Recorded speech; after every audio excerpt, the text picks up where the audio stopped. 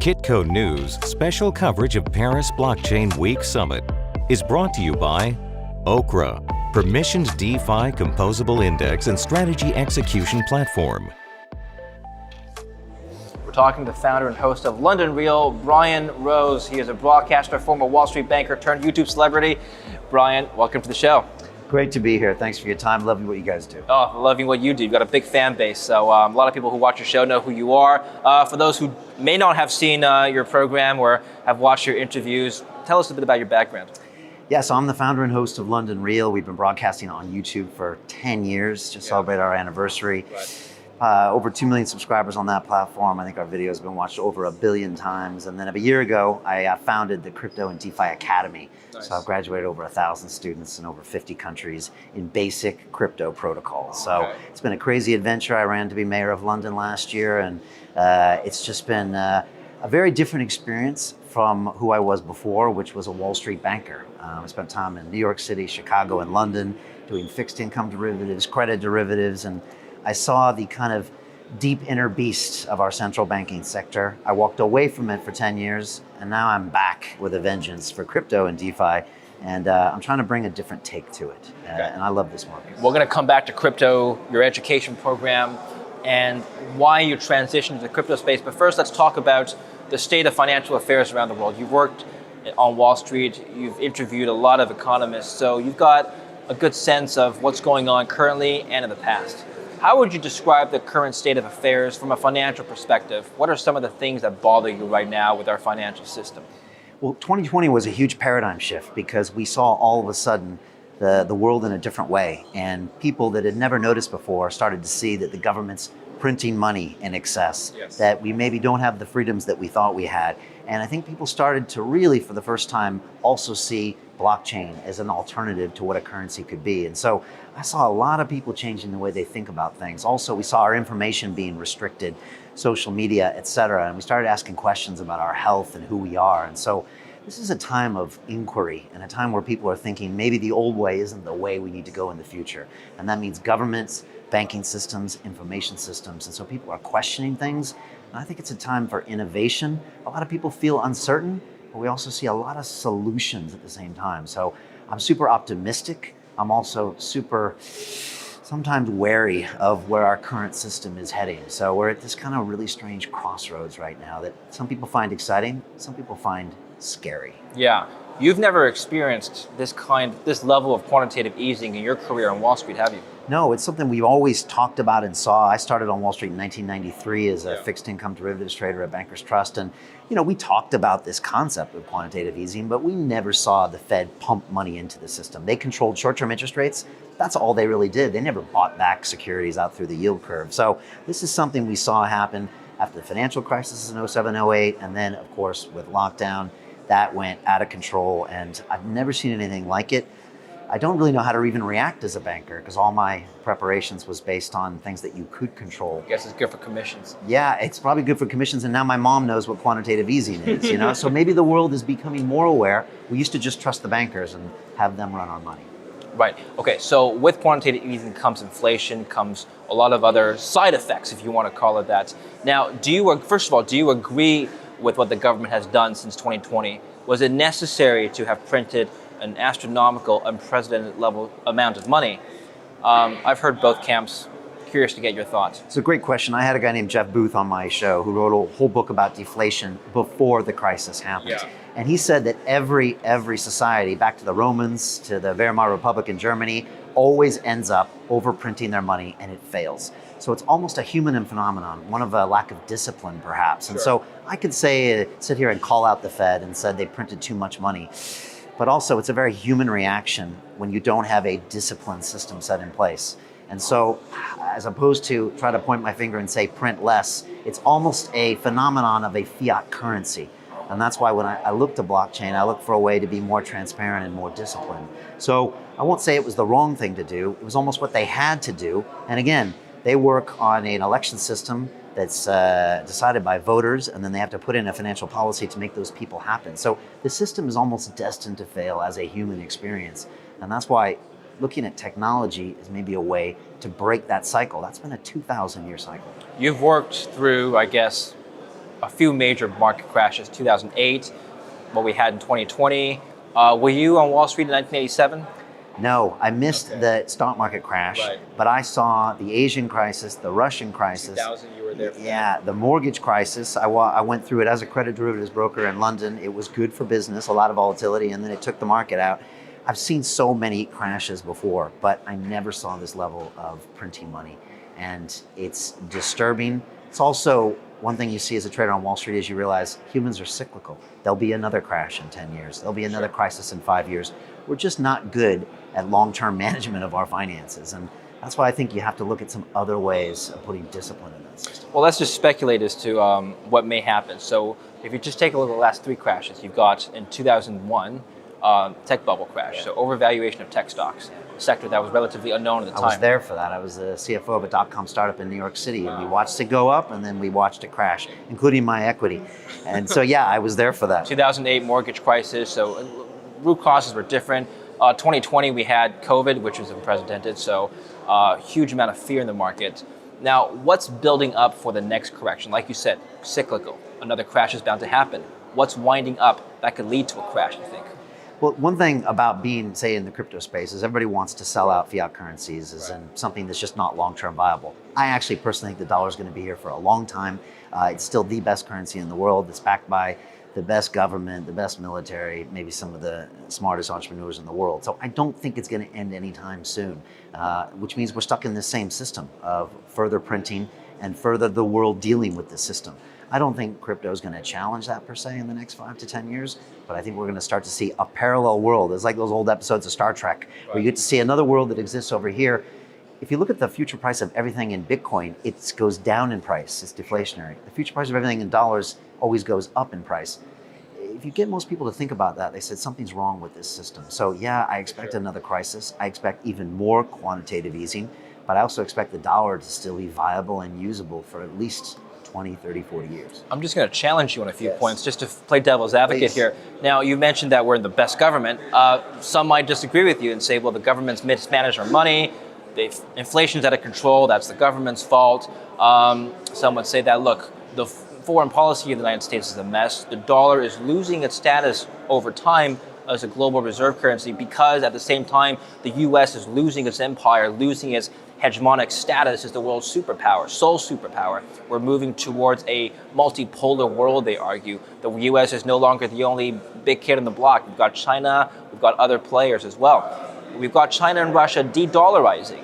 And so going back to your point about the dollar being the strongest currency, some would argue that might not happen in 20, 30 years. It's a limited window of dollar strength. How would you respond to all these criticisms towards the United States? Yeah, the U.S. has made some very poor decisions and have lost a lot of people's faith in the dollar, for sure. And I had Alex Mashinsky on my show, who was the CEO of Celsius recently, and he said, Brian, World War III is not going to be a ground war. It's not going to be fought with tanks. It's going to be a currency war between the dollar and the yuan. And it's probably going to be a CB, a central bank currency war. And so we all have to prepare for what that's going to mean for our reality. The U.S., especially recently with some of the conflict in Ukraine and them pulling dollars from people out there, is lost a lot of long-term credibility, and it's definitely retreating. But what's going to take its place? Potentially the yuan. We're going to see how that technology gets rolled out through its partners throughout the world. But you can also criticize the dollar, but I don't see anything else stepping up anytime soon in the Western world. Yeah. Now we'll see what the yuan happens. There's 60 million people that have that central bank digital currency. Apparently it's been rolled out and it's pretty dark what it looks like. Right. And so I'm very curious if we can create a US digital dollar that respects freedom and privacy. If we can, I think we win. If we can't, then yeah, we probably continue degrading and then we go the way of the Roman Empire. Okay, before I move on, let's expand on that because that was really deep. Head towards the way of the Roman Empire. Well, we know what happened. If history repeats itself, we're seeing the dissolution of the US empire? Well, they kept printing money is what they ended up doing, Right, okay. because that was their only way of staying viable. Yeah. We see the U.S. to continue to print money. It's ultimately going to be, like I said, a global currency war. Yeah. Who can export their version of values in forms of a currency? This is a very important point. I recently had Chris Giancarlo in my studio, former chairman of the CFTC for 4 years. He created the Bitcoin's futures contract, and he said, Brian, the digital dollar is something we have to make sure respects all the values of America, freedom, privacy, lack of censorship. If we can create that digital dollar, we can export it to the world and we win. If not, the yuan, which is all about censorship and control, will be exported to the world, even that technology exported to other countries and currencies, and we're going to lose the war, maybe the most important war of humanity, because let's be honest, financial freedom is paramount to every other freedom. If you don't have that, you won't have the chance to speak freely, act freely, and so yeah, there's a lot on the line right now. The next 5 years are crucial. Before we talk about financial freedom, let's talk about political and freedom of speech. Political freedom and freedom of speech go hand in hand. Just overall, look, you are a media personality. You've worked in media for a long, long time. You understand the space better than most people. How would you say the media's role has changed in shaping public perception? We've seen, starting from when you entered your career on Wall Street, the media be controlled by cable television, radio shows, the government, basically people with the physical and hardware ability to disseminate messages. Now we've got, with the advent of social media and technology, anybody can YouTube, anybody can podcast, anybody can Telegram. How has this changed media? It's changed it in every way, shape, and form. I mean, 10 years ago, I started broadcasting, putting conversations on YouTube. It was a very new platform. I think I was first restricted to 15 minutes only. And I found that the world had a real desire for content shared peer-to-peer with new ideas, new values. That's gotten bigger and bigger and bigger and bigger, and it's changed the narrative. The problem that happened is the tech companies got so powerful, more powerful than governments, and on April 6th of 2020, we had the second largest YouTube live stream in the world, and that episode was deleted and banned by YouTube about an hour later. So I got a real crash course in the fact that these tech platforms were controlling things, were censoring things, and I could never really figure out why or how. But what I did realize was that freedom of speech was such an important thing for us to try to preserve, just like our freedom of financial and the freedom of the dollar. And so when I experienced that and I went through it, and a lot of people did, and we saw a lot of information wars in 2020 and 2021, we're still fighting to get something called the truth or people's opinions, or even to have an exchange and a conversation where we disagree. We have to continue to preserve that. I think we're seeing some headway, but we're still seeing Web 2.0 control much of the social media, much of the media platforms, and we have to just keep fighting for it. Blockchain might be able to take out that middleman, but it's something that I think about every day, and we try to fight for that information. Coming from the banking sector, they don't really want you to talk about crypto and DeFi. Right. The government doesn't really want you to talk about crypto and DeFi because it unseats their power, but we need to get them kind of on board that this is part of the future. Well, correct me if I'm wrong, Brian, but isn't freedom of speech something, an unwritten contract between the government, the political state, versus the citizen? I mean, when Twitter bans Trump, or when you got removed from YouTube on that episode, is that really an attack on your freedom of speech, as much as it is simply just a private entity disagreeing with your viewpoint? I mean, if you came to my house and you started saying things I disagree with, I'd have the right to say, Brian, please leave my home. Isn't that what's happening on YouTube? I'm not challenging your freedom of speech. I just don't agree with you. Yeah, I went long and deep on all the philosophy surrounding freedom of speech, and I had a lot of these conversations during that time. I'm curious to get your take. What does freedom of speech entail? What if you yell fire in a crowded theater? Right. Which, by the way, that's almost always taken out of context. It's a private platform. They can do whatever they want. And I thought long and hard about this. The truth is that these technology companies, they were the only way to exchange information between people during these times. And there was even precedent in UK law that they would have to actually respect the rights of what's happening in the local land and the government. I personally believe that you need to be able to have a conversation with another human. Now, it shouldn't incite violence. It shouldn't incite the overthrowing of governments. But there shouldn't be a technology platform that's ubiquitous, that can have rules that actually go against the rules of the land. And that's what I saw happening there. So I thought quite long and hard about this. It's definitely up for a healthy debate, but silencing opinions has never proven the right thing in history. Burning books, censoring people, it's never proven the right thing to do. So we have to get this out in the open, almost air out Isn't there a fine line, though? What if I went out and said the Holocaust never existed? What would you do? There's definitely a fine line, although I had a professor on my show from MIT that used to defend the rights of everyone around. Okay. So there is a fine line, and then we have to actually kind of always ask what it is. Again, violence, overthrow, these type of things. But we also need to push that line and try to see if we can have conversations, because most people don't have opinions. They just regurgitate what they hear in the media. And until you challenge them, they don't have to actually think for themselves. So freedom of speech is also the freedom to be heard. And again, I kind of went really deep on this when I was going through that whole period, because I asked myself these same questions. It's a private company. They can do what they want. I shouldn't be allowed to say something offensive to someone. If I came to your house, you should be able to throw me out. But the flip side of that is you shush all debate, and that way we don't ever actually entertain ideas. Most of my guests on London Real over 10 years, they came in, and I disagreed with them. They made me uncomfortable. I didn't really like them. 3 years later, many times, I ended up actually agreeing with them. So I think that dissonance is important to foster. I think it was Ayn Rand who said that, look, you have the right to say whatever you want, but I'm obligated to provide you with a platform.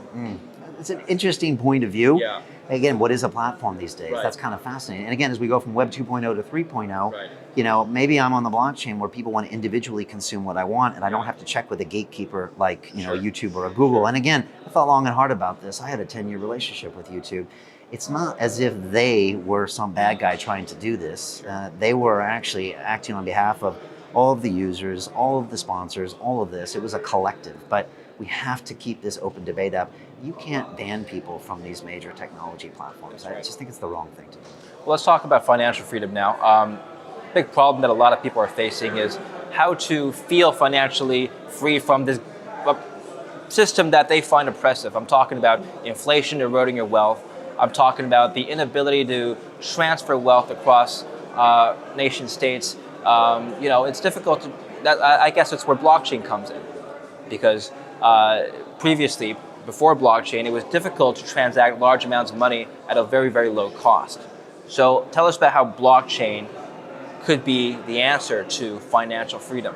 First of all, it was very hard to see what inflation was really doing to your assets before. You could talk about it as a concept. If you got a degree in economics from MIT or Harvard, you would understand it. But to show it to the average person was very difficult. And that's why, like I said, with Bitcoin, if you price everything in the future in terms of Bitcoin, it goes down in price. Everything in the price of the future of the dollar goes up in price. So for the first time, we actually see that parallel universe where you can say, oh, there is another way.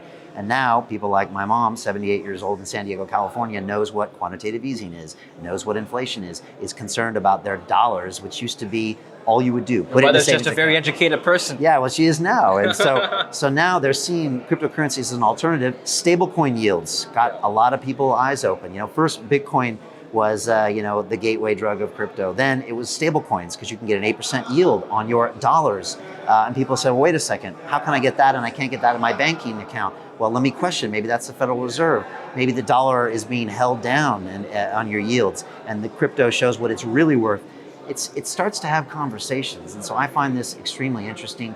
If you were a citizen in Canada recently, or Ukraine or Russia, and you saw what happened with your situation, your local currency, your accounts being frozen, the ruble dropping, you would have all wished you had a MetaMask account with some stablecoin that you could walk across a border with 12 passwords in your head.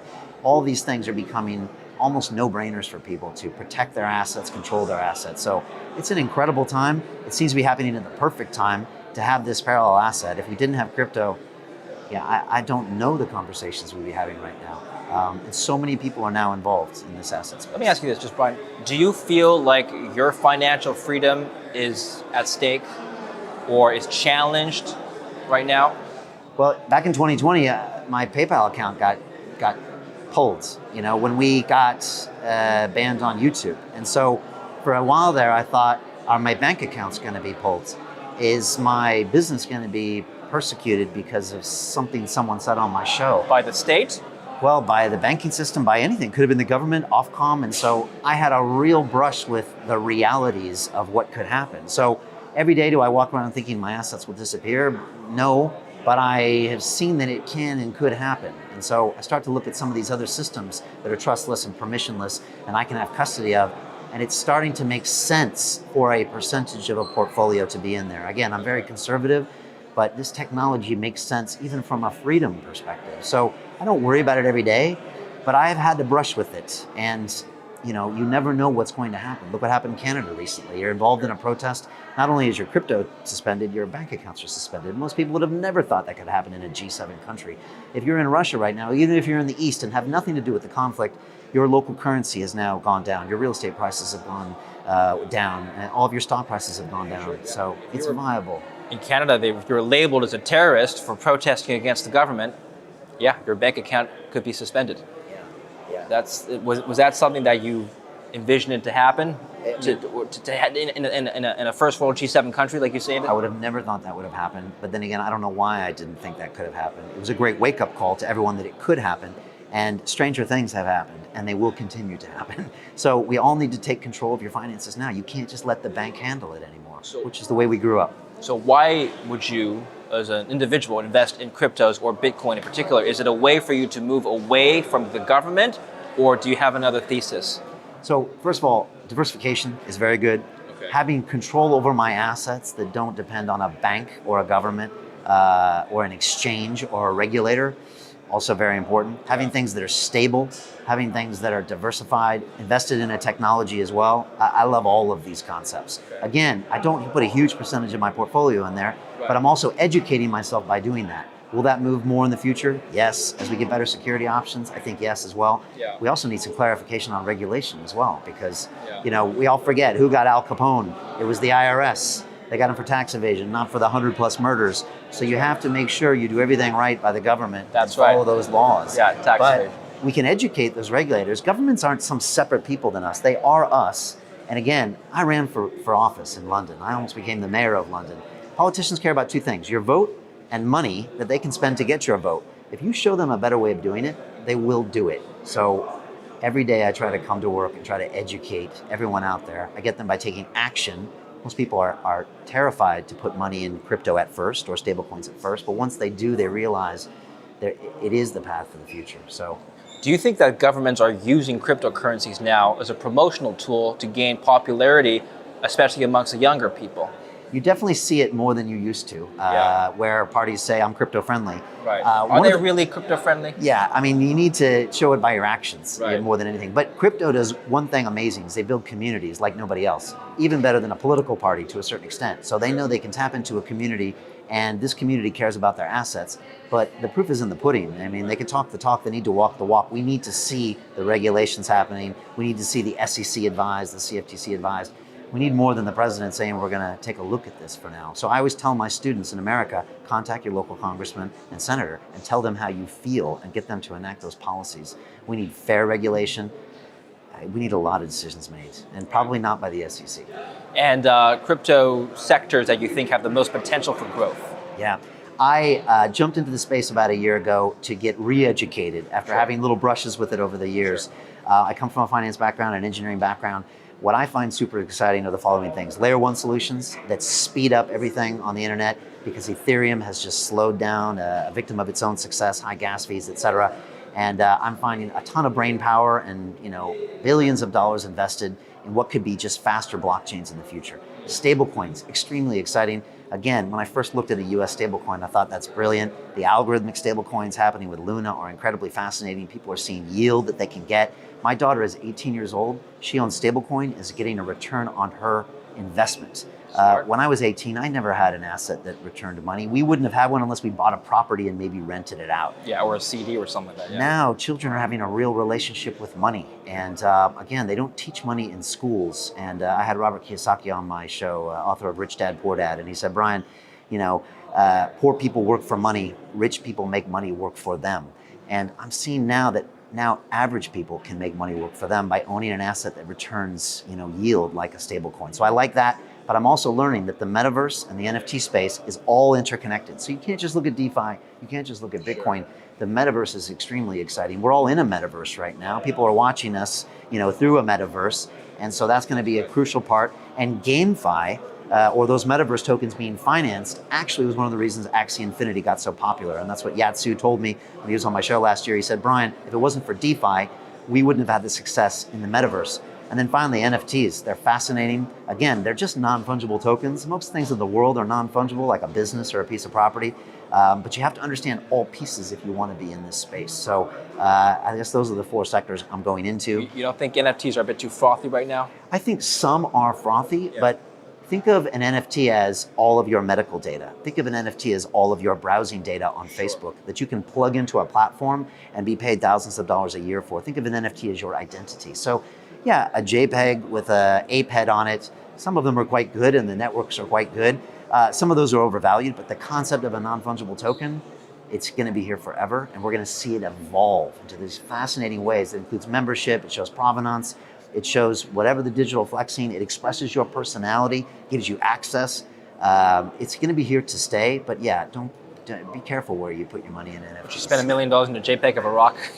I think you're referring to Justin Sun, who was my guest, who founded the Tron Network, a layer one solution. Yeah. You know what? I think you would if you're Justin Sun, because Justin spends $1 million on an ETH rock. He just spent $15 million on a Bored Ape. And he does it because he understands the power of that media event. When someone sees him doing it, they'll buy into the space and they'll look into the space and they'll move on. So I actually applaud Justin when he does things like that. Right. And you know, it might be worth that. Who knows? It actually might be worth that. And there's the scarcity. I had Jordan Belfort on my show recently, the Wolf of Wall Street himself, and he bought a CryptoPunk for $400,000. I said, Jordan, why did you buy a CryptoPunk? And he said, Brian, it was the fastest way for me to learn about NFTs. Yeah, buy it yourself, exactly. And so I bought one a year ago. I gave one to my daughter, and I was the coolest dad in the world for a week. I'm telling you, I could have given her a Corvette, and I wouldn't have been as cool. So I could see there's a real emotion that's happening here with humans and our sense of tribal behavior. So, and we've minted our own NFT to test the space, and it's going to be the future. But you know, we need a new word because NFTs are. It's a terrible way to describe a phenomenon of capturing emotion, value, creativity between humans. Maybe you can coin a new term. I'm going to try. Final topic. I'll let you go. You're working on a documentary. Tell us about that.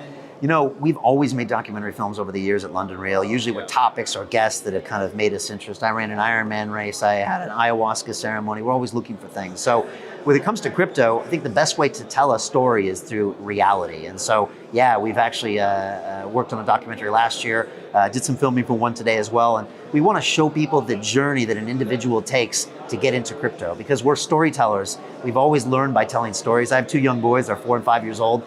They understand a story. And so we want to do that through a documentary film to get people up the curve on crypto. This isn't going anywhere. I tell people you have to invest in this now and learn about this now.